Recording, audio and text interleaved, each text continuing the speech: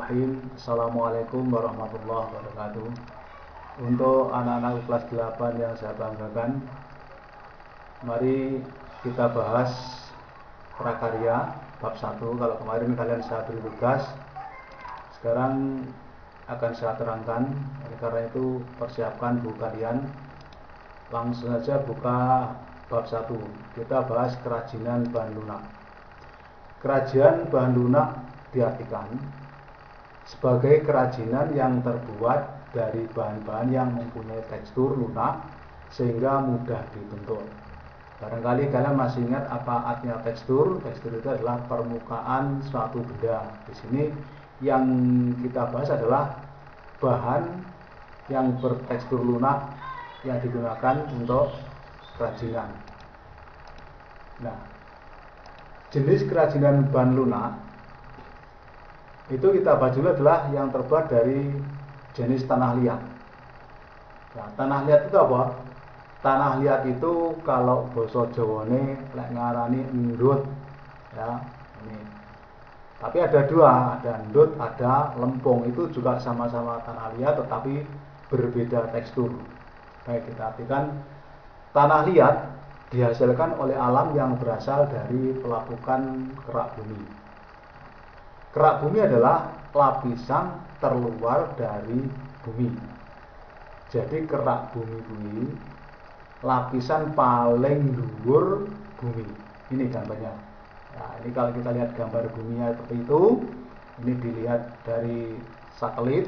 Kemudian ini seandainya dunia itu kita iris, kita potong seperti ini, maka akan terdapat beberapa lapisan tanah. Yang paling atas ini namanya kerak bumi. Nah, ini yang akan kita bahas hari ini. Nah, contoh kerajinan tanah liat itu mungkin kalian sudah setiap hari itu paling melihat di daerah kalian. Ini gambarnya ada berbagai macam peralatan yang berasal dari tanah liat. Ada kendi, ada kreweng, ya. Ini ada kuali. Kemudian ini untuk vas bunga. Kemudian kamu lihat contoh-contoh yang lainnya. Selain ini, yang paling sering kamu lihat adalah pembuatan botol, utuhannya batu merah. Itu juga berasal dari tanah liat. Genteng itu pun juga dari tanah liat. Dan masih banyak lagi contoh-contoh yaitu kerajinan yang terbuat dari bahan tanah liat. Baik, kita lanjut. Serat alam. Serat alam adalah kerajinan yang berasal dari serat tumbuh-tumbuhan atau binatang.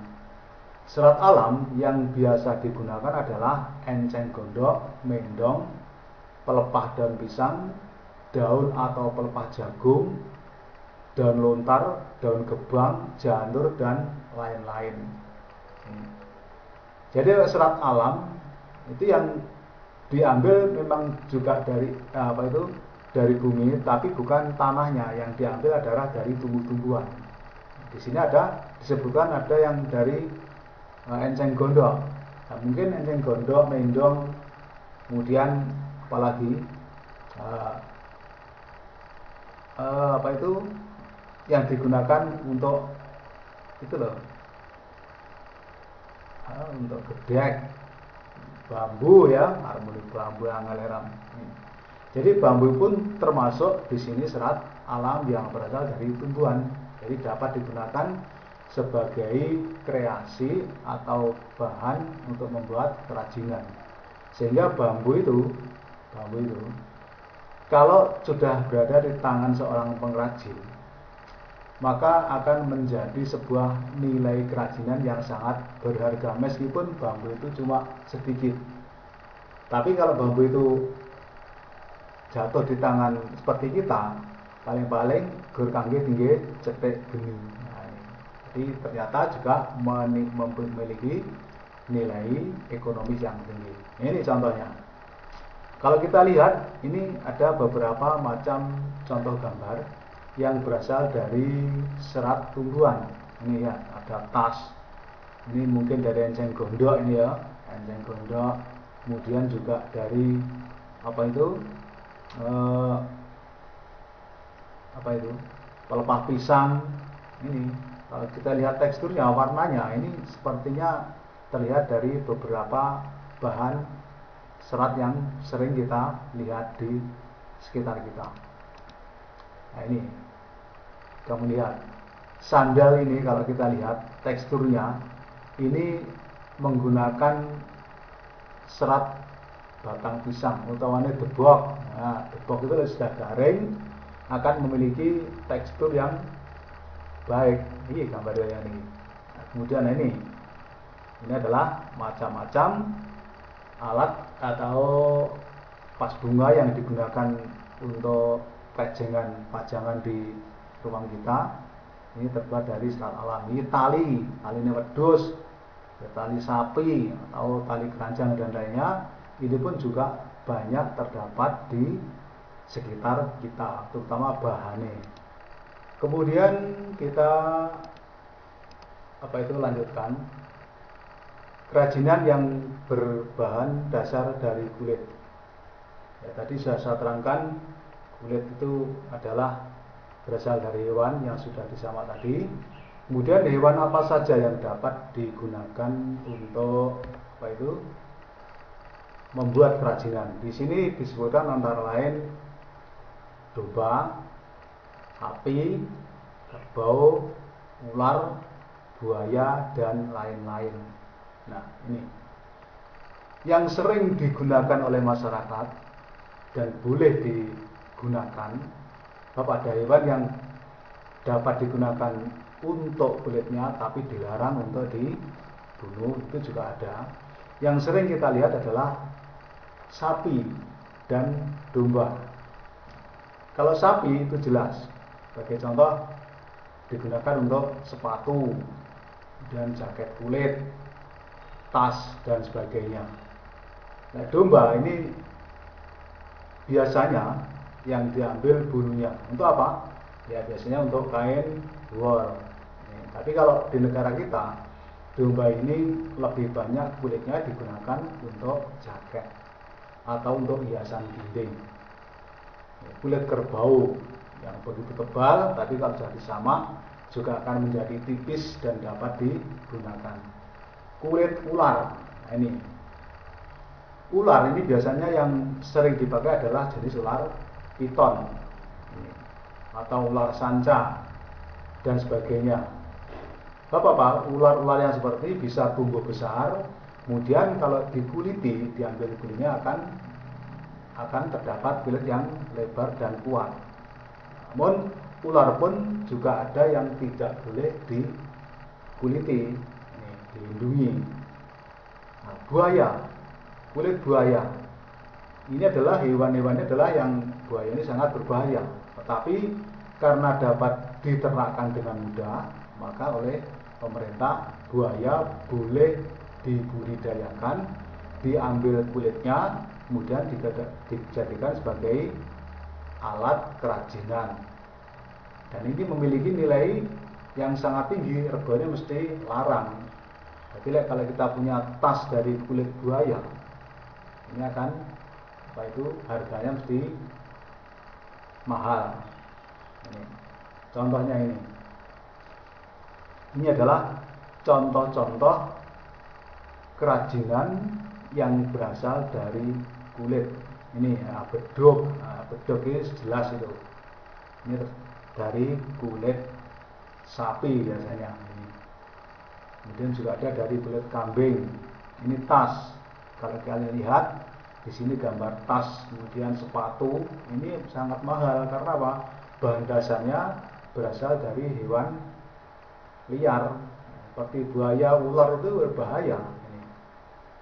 Kemudian kulit sapi dan lain banyak contoh yang lain. Ini adalah salah satu contoh yang mungkin sering kalian lihat adalah kulit dari kambing.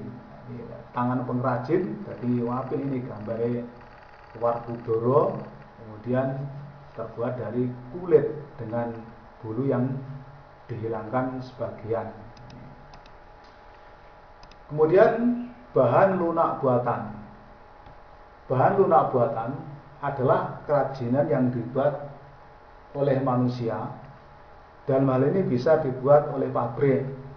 Bahan ini cocok digunakan karena memiliki tekstur yang lentur sehingga mudah untuk dibentuk dan memiliki banyak warna sehingga memudahkan kita untuk berkreasi seni kerajinan. Kalau tadi bahan dari alam kita tinggal ngambil saja seperti tanah liat tadi, sekarang bahan lunak buatan pabrik. Yang pertama sabun. Sabun itu juga cocok digunakan untuk bahan membuat seni kerajinan. Karena apa? Memiliki karakteristik yang padat dan mudah untuk dibentuk atau dipahat. Dipahat itu diukir sah, diuri-uri diukir kayak kembang atau kayak apa itu. Teksturnya mudah mencair jika terkena air dan membeku jika terkena panas. Jelas sabun ini kena banyu mesti mencair. Kena banyu ram mencair, kita kalau sabunan berat itu, sabunnya membotol kalian. Ya. Misalnya membuat patung dari sabun, dalam hal ini tentu menggunakan sabun mandi yang memiliki tingkat kepadatan yang tinggi. Artinya lek nggawe sabun lunak, sabun cair ora kena. Jadi sabunnya mesti sabun sing atos-atos itu yang biasa kita gunakan mandi sehari-hari. Ini contoh kerajinan dari bahan sabun. Nah, ini. Jadi kalau kita melihat dari sini, ini sabun ini ya, bahan dasarnya sabun. Cuma kalau sudah di tangan para seniman, ini akan menjadi nilai ekonomis yang tinggi. Kemudian lilin.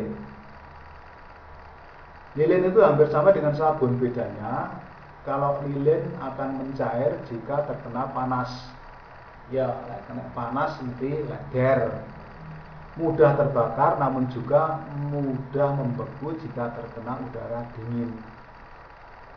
Teksturnya sangat padat, mudah dibentuk atau dipahat. Jadi lilin ya seperti itu, hampir seperti sabun.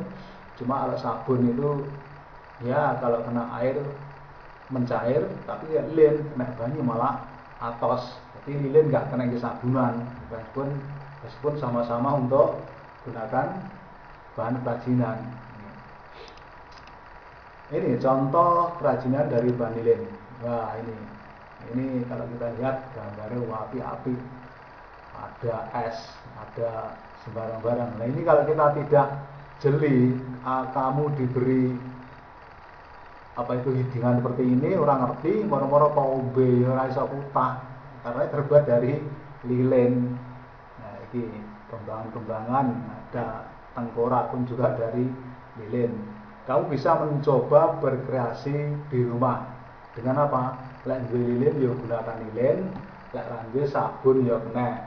Lek sabun itu nanti masih dapat digunakan lagi. Jadi bar dibentuk terus dipoto-foto, terus dia sabunan. Lilin pun juga dapat dibentuk lagi. Setelah kamu bentuk, kamu ukir dengan seperti ini, terus kok foto, wis baru waleh, kemudian kamu cairkan, nanti didinginkan akan menjadi padat lagi dan dapat dibentuk lagi. Kemudian clay.